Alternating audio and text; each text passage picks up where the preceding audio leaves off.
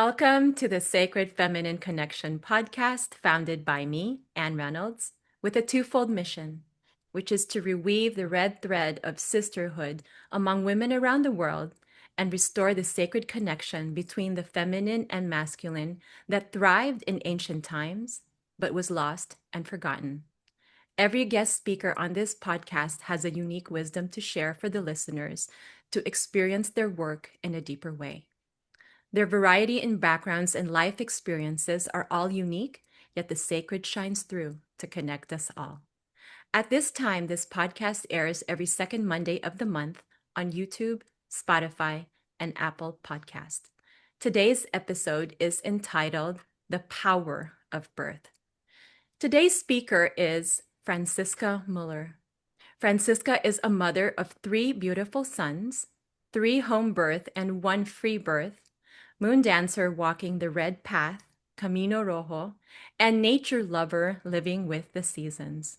Her big passions are human design, horses, and pottery.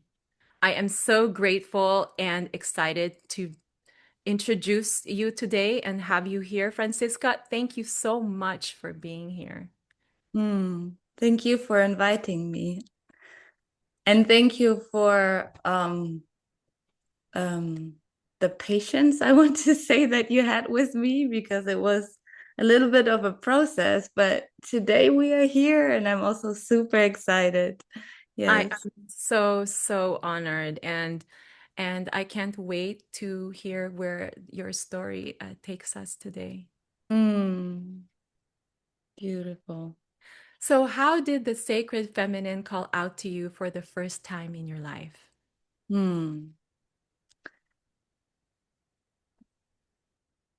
Well, I do feel like maybe first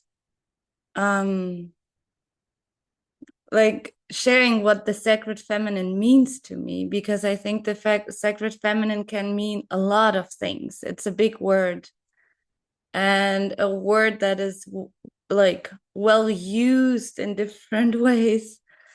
Because for me, the sacred feminine, it's something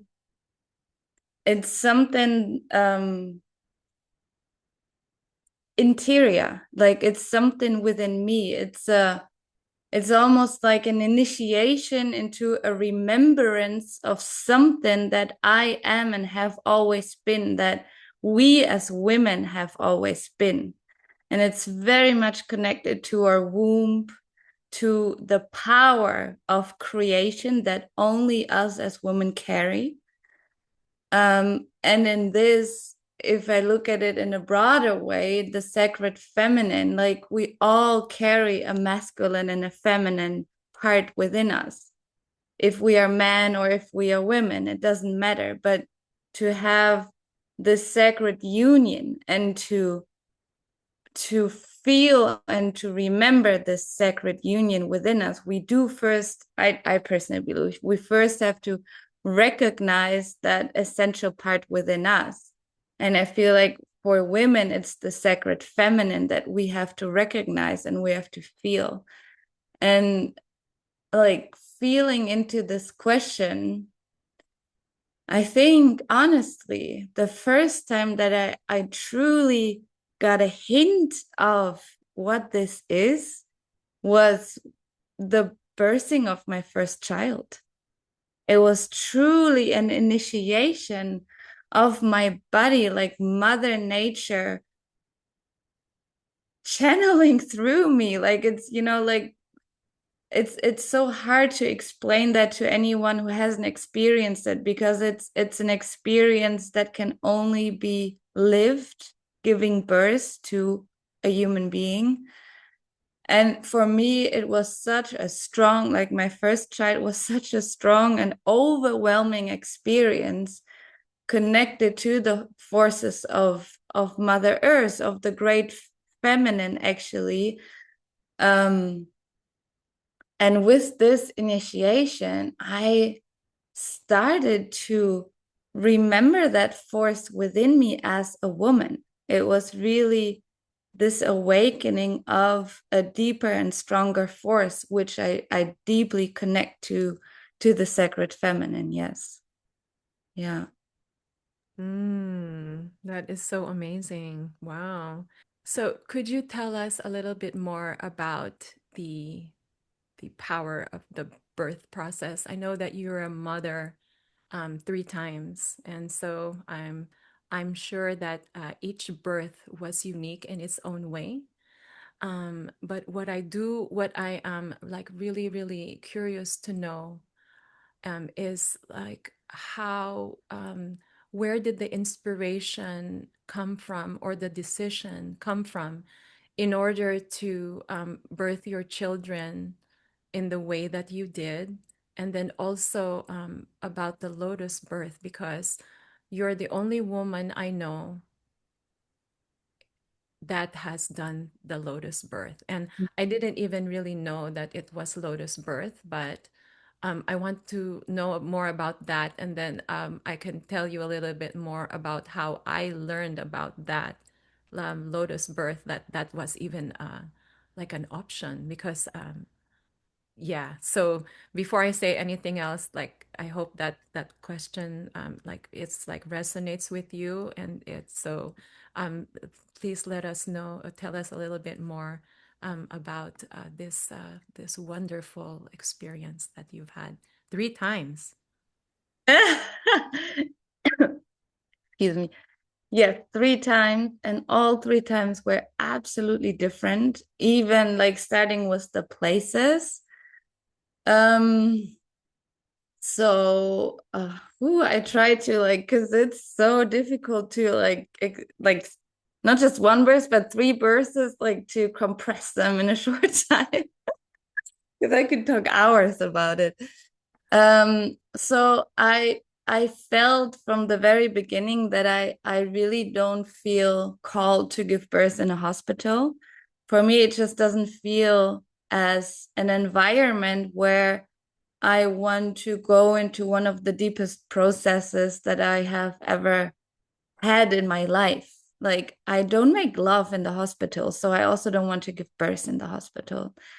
Um, and I'm saying that knowing that a lot of women do feel a lot safer giving birth in the hospital. And I want to say that because I deeply respect that, because it's an absolute individual choice where you feel the most safe and relaxed and calm and held to go into that process.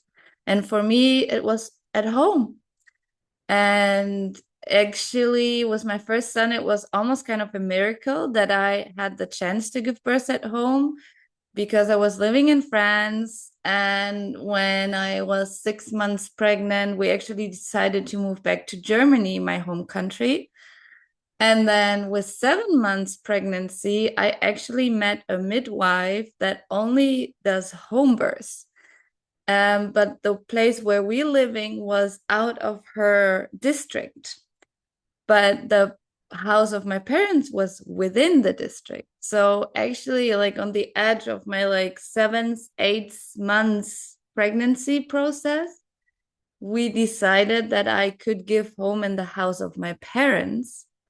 So I could have a home birth. So actually, like 1.5 months before I actually gave birth, this opportunity just popped up, and I felt a big yes to it. And with the midwife, it was an immediate connection. I felt very good with her. She was very experienced. She has two children herself, and she's doing the work for more than 20 years already. So I was like, okay, this is it. And yeah, it all went perfectly smooth for a first time birth of a almost 4 kilo baby. So I don't know how much that is in pounds, to be honest. But it's quite a lot. It's like he was huge. And I had a 13-hour process, and we had a pool. I was in the pool for a long time, and the I ripped a little bit from the inside, which I didn't feel. And I still remember even 9 years ago, because he turned 9 this year. Um, I still remember this last half hour where I was just trying to push him out, and I didn't know how to push and how it works. And finally, at some point, he was out. I was extremely exhausted. It took me a few days to recover, but I was well taken care of. So it was, I think I was around with this. And I can continue with the second experience. So the birth of my second son was completely different. I still had a home birth again. But it was, I think for me, this birth was the most special birth in a certain way. Because I felt very strong that I want to give birth in nature. And I had a midwife. Oh. It was actually very interesting. So it's a very young woman. It was her first birth assisting as a midwife. Of course, in her in her, how do you say that in English? Like learning the job as a midwife, she of course had to attend several births because it's part of the whole thing. So But that was her, internship or training? yeah, Is that right? that's yes. Like she did several internships to assist births, but that was her first birth assisting as a midwife. And I felt the absolute yes to her. She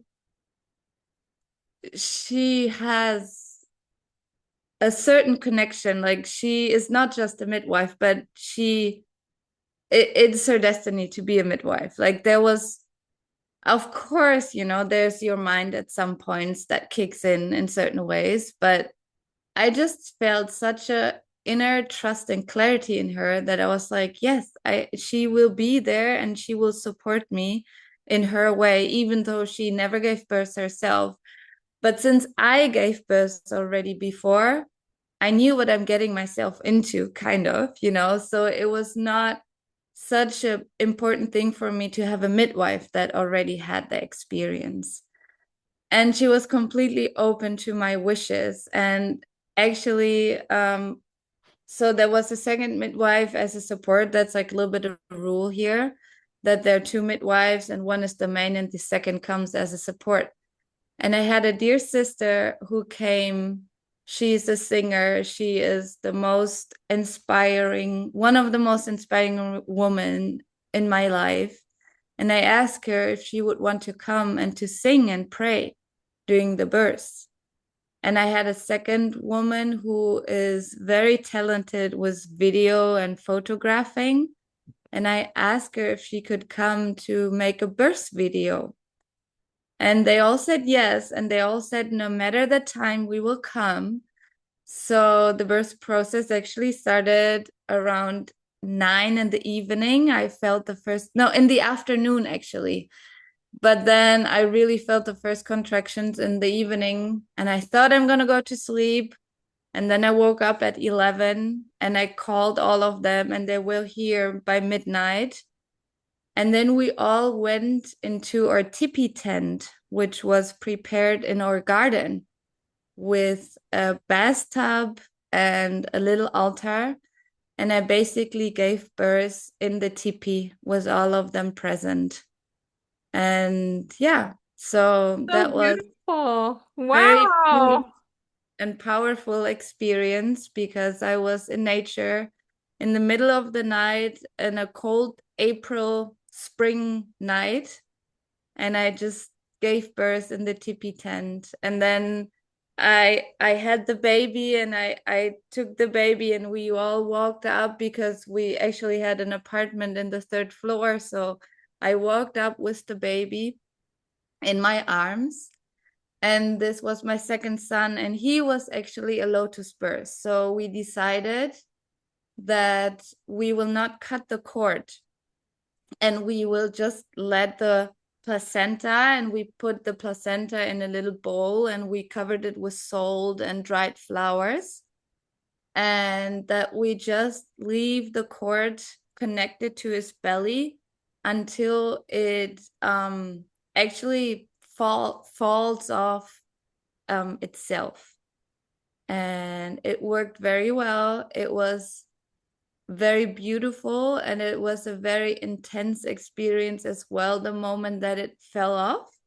It was the fourth day after I gave birth, and it was also the day that my milk kicked in. So it was a very intense and powerful moment, because it was the moment that my milk came, which was very intense for me. And it was the same day that actually the cord came off. It dries off, like, as you know, usually they cut it off and then you have like this little rest piece, which also dries off. It's the same exact same process. It's just that the cord is a little bit longer. And it was only hanging at a tiny piece. And then I did a movement, I took him or something, and I got caught with the cord.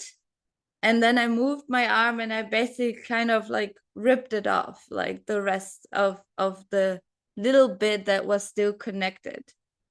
And that was it. So it was not like a super special moment. It was actually like like a moment just like this.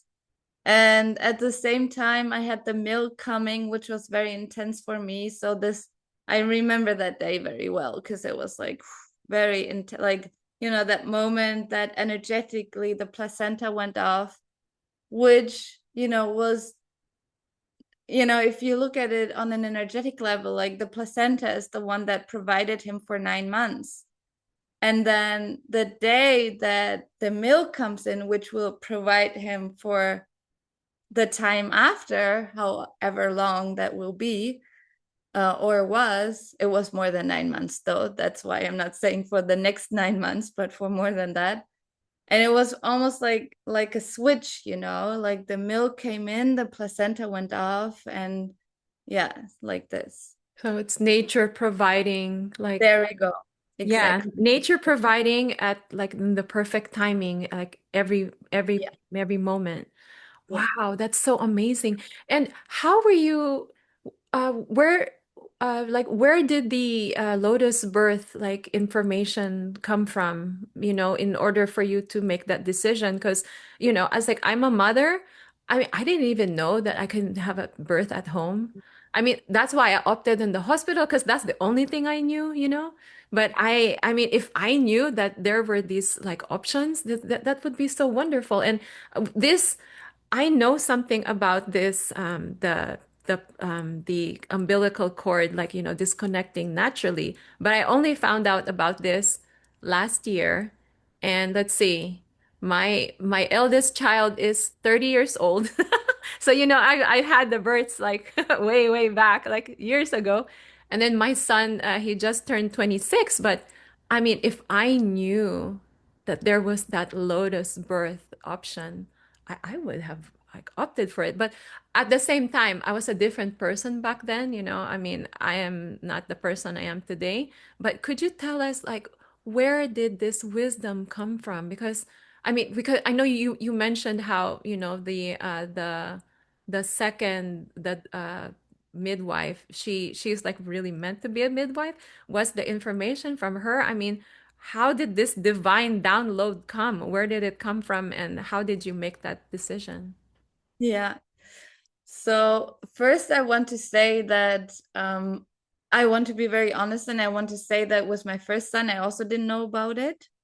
I was in a very different place of, yeah, like in my life at this point. So my first son was a home birth, but like, for example, the placenta, and I want to be very honest about it, the placenta ended up in the trash bag with all the other things from the birth process, all the papers and towel and thing, like, like like everything that needed to be thrown away. And the placenta was part of it, unfortunately, because I did not know better at this point. And with this initiation into birth, a lot of things changed in my life. I separated with the father of my first son because it was a very unhealthy and toxic relationship. And I met a new man in my life, a new partner, life partner. And I started to really deepen into the processes of birth, how to give birth, what I like all the books that I have are either about human design or birth or Oh. anything around birth. So I want to be honest, I don't remember exactly when and how and where I heard about a lotus birth. It was not through my midwife. I knew about it before. I think maybe Instagram, maybe someone, maybe a book. I don't really remember exactly, to be Mm-hmm. honest. I think it was a book. There are some really beautiful books, but I'm not sure. I would need to look in the book again to be sure that it was the book. But it could also be that it was a dear sister of mine. You know, I do have quite a lot of beautiful women around me that all either gave birth naturally at home or even did a lotus birth or were intended to do one. And so I got curious and I started to read about it, find information about it.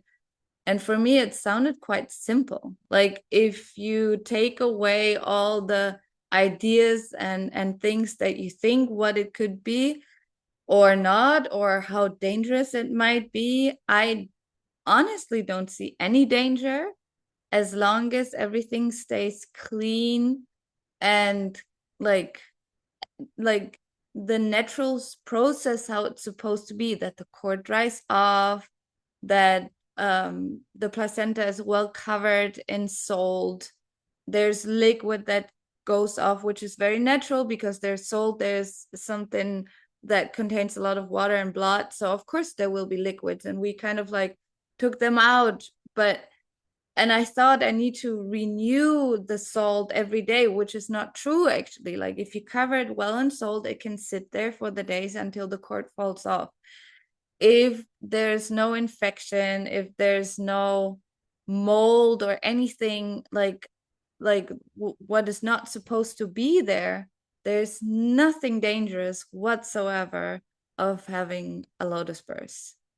Um, and it was also my intention to do a lotus birth with my third son, which did not work out, which was also part of the process and part of the yeah of life. You know how it this birth was supposed to be.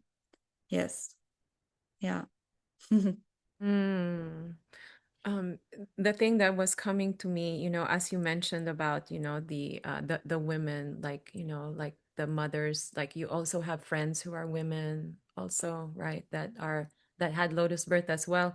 So that's amazing that, that there's like other women that but what was coming to me, like, when you were talking about the birth of, you were relaying the story about the birth of your second child, and you were in nature, so you already have like mother embracing you, and then you're a mother giving birth, and then you were outside, so then there's just like that connection with Mother Earth, but then also there was like your husband there, and the other women there, so there was like a community, like a sisterhood community also there supporting you. The other thing that was coming to me is that there are a lot of women in the world that don't know that there is this option that they can have a home birth. I wish I knew, because I could have done that as well. And then that they actually have the power to choose. And then, it's like there is like this nature immunity that that it just happens naturally. Like for example, the animals, they give birth in nature, and then they're fine. And it's the same with women like you, for example, this wonderful warrior woman, I mean, you gave birth 3 times at home, naturally. Just from what I'm hearing that you said about your story is like, you really like felt all the full experience. And this is really the power is in the experience. What is your take on that? Just tell us a little bit more about that. For me, giving birth is one of the most natural processes that we have done for hundred thousands of years. So I have always been someone that goes her very own way since I'm a child. And I have always been someone who walks the path that feels true to myself, no matter what other people say, even my parents. I truly love my parents, and I have a very good relationship with my mom, and my dad is always already in the stars, but I also had a very good relationship with him, and he was very supportive for my first birth at home because he was a home birth himself. So yes, and I didn't know until then. He told me when I came with this idea, and he was so Hmm. short. Yes. Um, I want to say that I want to encourage every woman on this earth to have the trust in her body and to have the trust in her own power, in the power of Mother Earth, Mother Nature walking and working through her in that birth process, because it's the most empowering experience that we can ever have as a woman. And I truly mean empowering in a way that if we gave birth in the most natural way, which by nature we are all able to, if the pregnancy is a normal and healthy pregnancy, there is no reason for intervention because birth takes time. And this is the most cases. And now I'm speaking about a healthy pregnancy, a healthy baby, a good position, a good weight. So all the circumstances are fine. I'm not talking about exceptions, which I feel like there's maybe not the time for it, because there's also definitely the possibility to give birth in a natural way if you have an exceptional birth. It doesn't mean directly that it cannot be natural. It doesn't mean directly that it cannot be at home, but it's a different situation, and you might need a different way of support and experience. Like someone who has experience, who will give, like a midwife who has the experience with exceptional birth. Apart from that, if you have a natural pregnancy, like a normal pregnancy, everything is fine. There's no reason to not give birth in a natural way. In my opinion, any intervention that is not absolutely needed will always take away a part of the powerful experience that you can have as a birthing woman, because it does not come from within yourself, within your own power of giving birth to that child. There are moments where interventions are needed. I had it myself, that experience with my last child.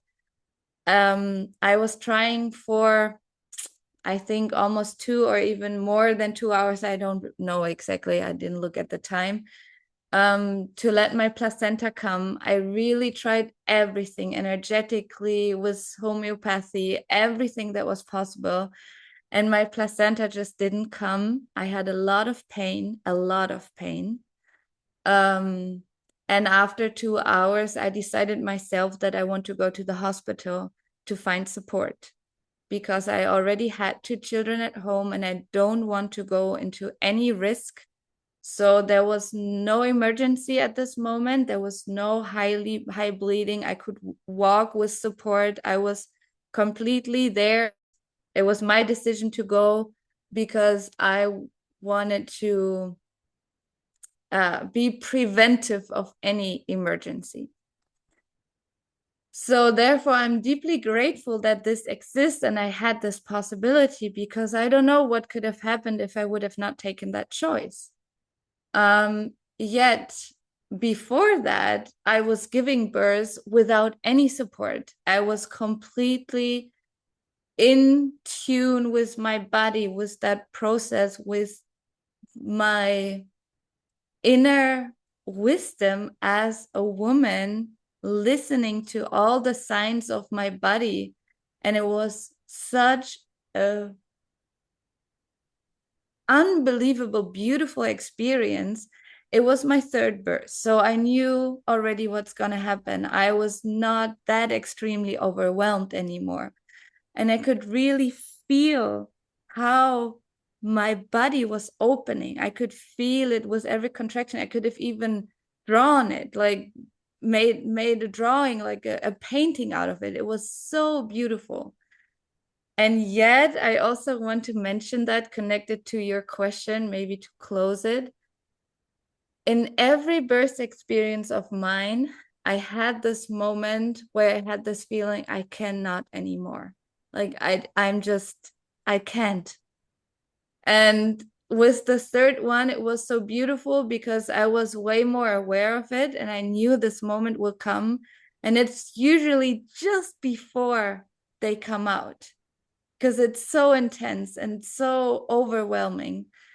And I just had to cry because I was just laying on the edge of the pool and I just had to cry. And my eldest son, who was 8 at this moment, he just how do you say that, like caressed me, and he said, "Mom, it's okay that you cry, just cry, it's fine."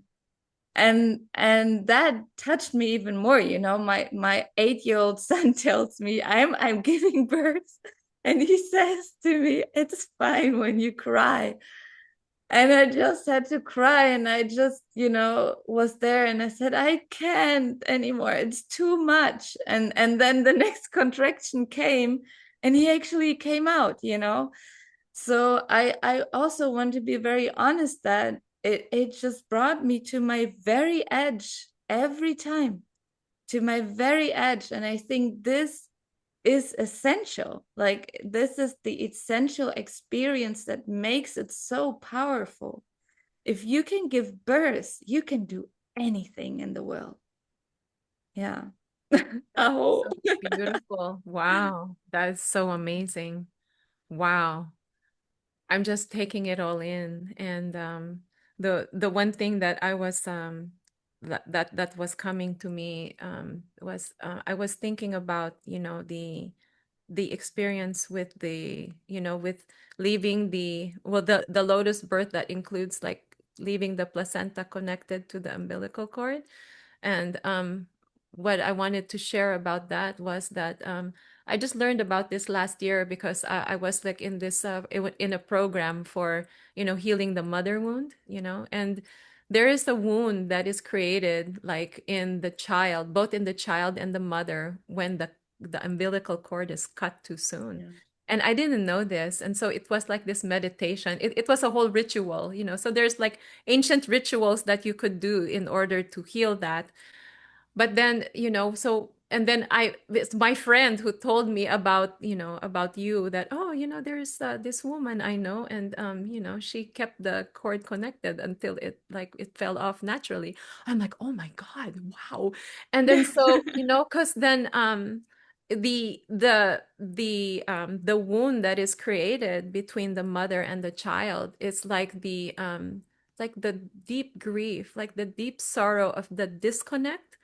Because Mm. then, like the placenta is like how you said in the beginning, it's the nurturer, it's the life giver for the 9 months that the child is in the womb. And it also, it's helping the mother. It's like a collaboration between the mother and the placenta. And then when that cord is cut like prematurely, because there's the scientists have done so much research that there's the stem cells, they can do everything, right? The stem cells, and those are being passed on like with the immunity and all the good things to from the placenta to the child.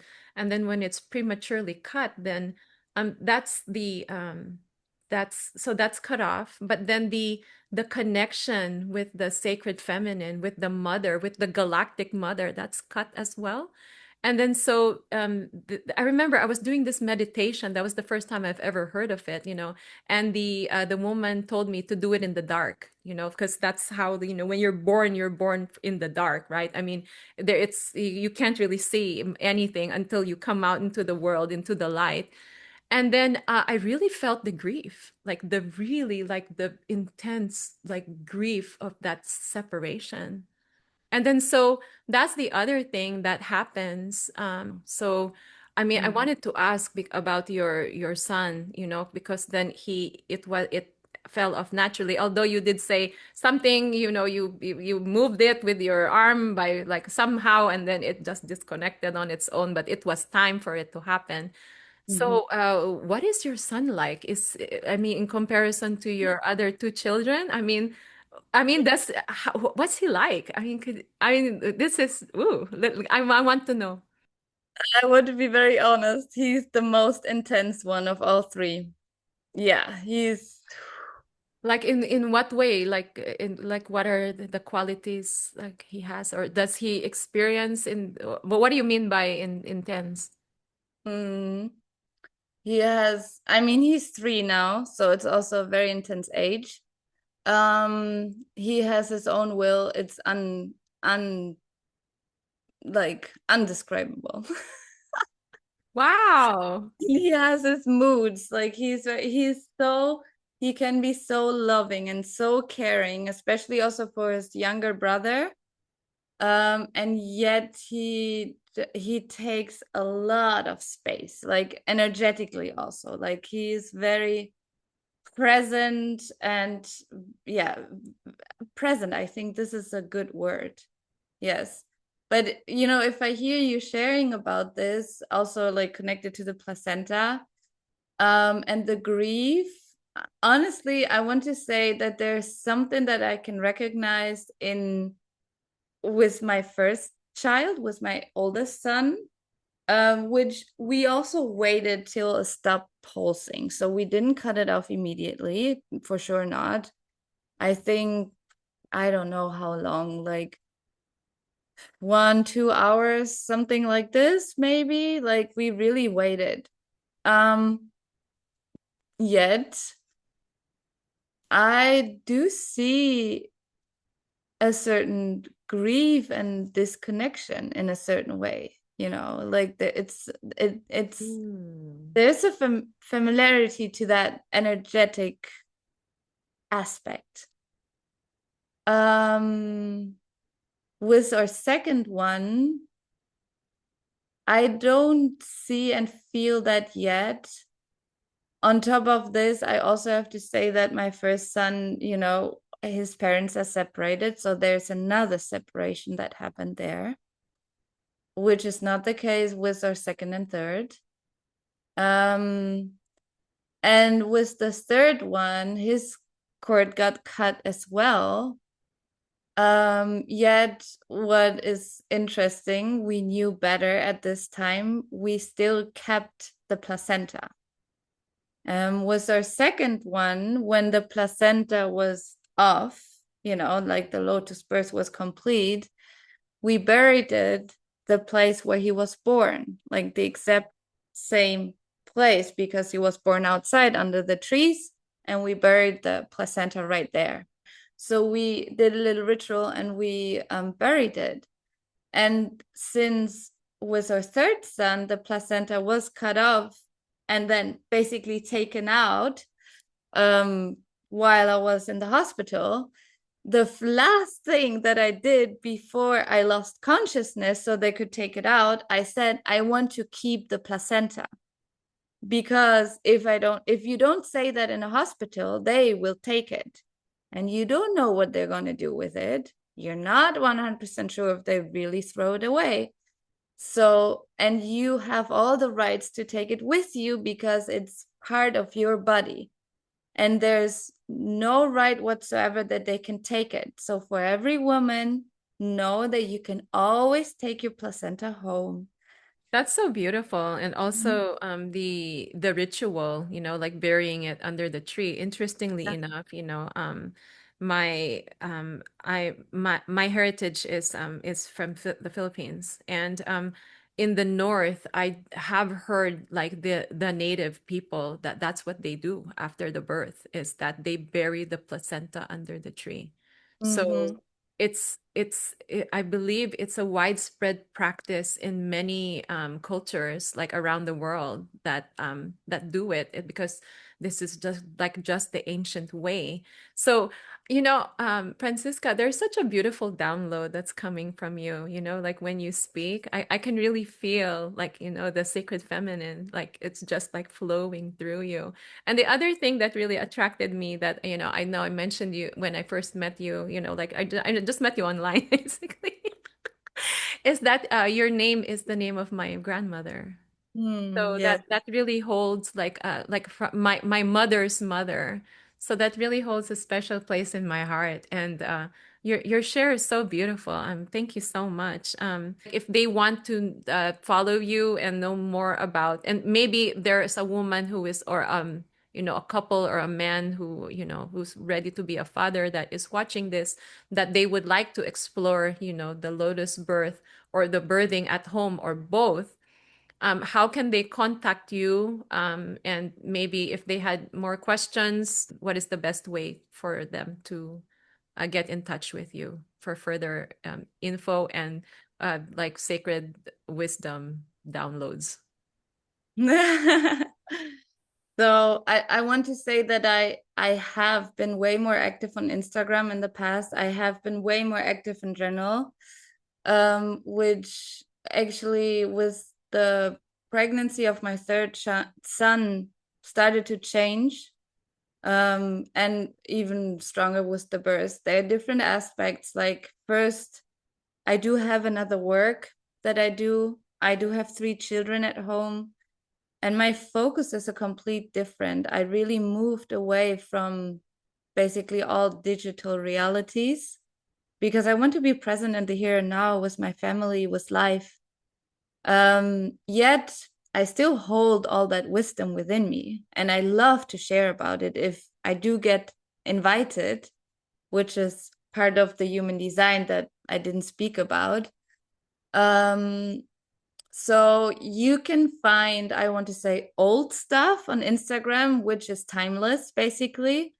I did wrote a lot about pregnancy and birth. There's a story highlight also about the birth process of my second child and everything. So there's some interesting information that I've shared in the past. You just need to scroll down through my wall. I don't have a website anymore. I closed that one as well because I felt it's not my way, actually. It's all the connections that I have are through people and not just finding me randomly on the internet. So the best way you can connect with me is either just send me an email, lovetolightlux at gmail.com, or send me a message as you did on my Instagram. I don't check it every day, but I do check it and I do respond. Yes. So, And oh, sorry. sorry, Go ahead. if people are curious about anything around birth, if it's a lotus birth, if it's natural birth, it's home birth, I am fully in service. I love to share about this. I love to share my wisdom.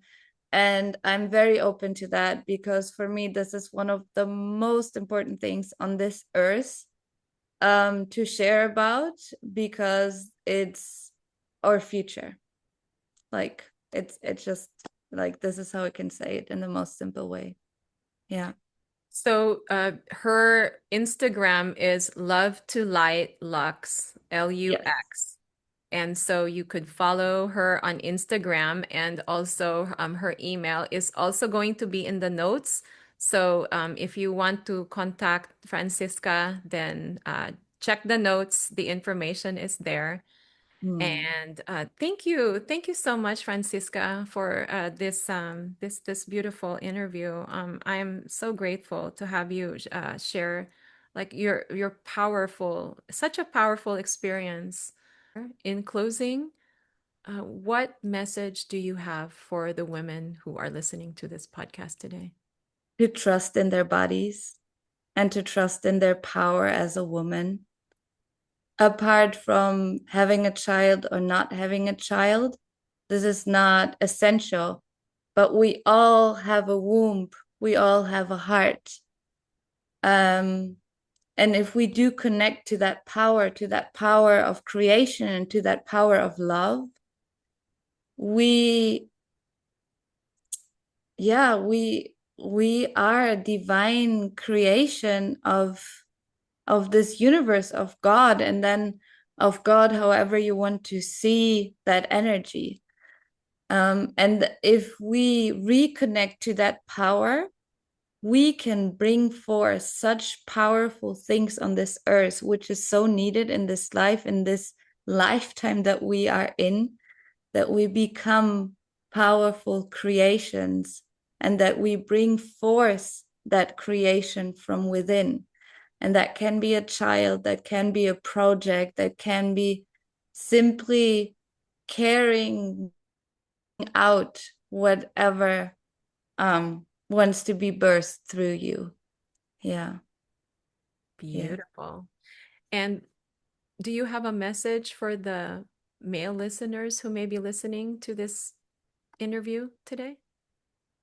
I really love and appreciate that you asked this question, because I feel like there's a lot of attention on the women and that they, the women and the women and the women, but they're also the men, and they're even important in the whole process of life or whatever, of birth, of creation. It's really about trusting in themselves, trusting in their power that lies within them. They don't need to show it. They don't need to prove. If they simply trust in themselves, they don't need to prove anyone or anything. Walk your path side to side with your woman. Honor her. And even though things get difficult and wiggly and challenging, keep on walking the path together. Don't let yourself be pushed off by the first big challenge that you maybe encounter also together, because it's part of the process. And what I see more and more in this world is that even there are little, like upheavals and challenges in lives and relationships that people easily say, oh no, I can't, it's too much, and they go apart. Yet I also have experienced the decision of separation, because I could feel if I continue here, I will get sick. I will get seriously sick mentally and psychologically.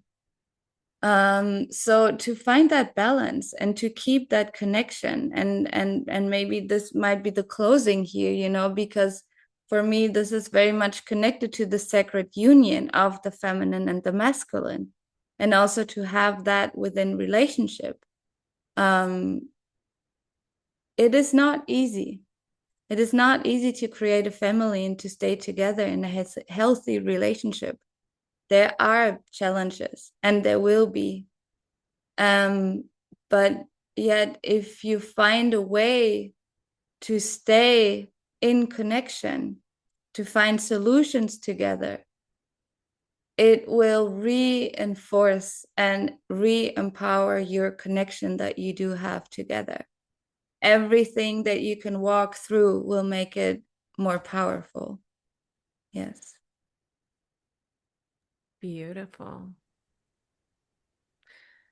And thank you, everyone, for joining us today in this sacred space. We hope you enjoyed today's episode. If what you heard stirred something within your heart today, please share this podcast with someone. who really needs to hear this truth. And follow me today for more groundbreaking interviews.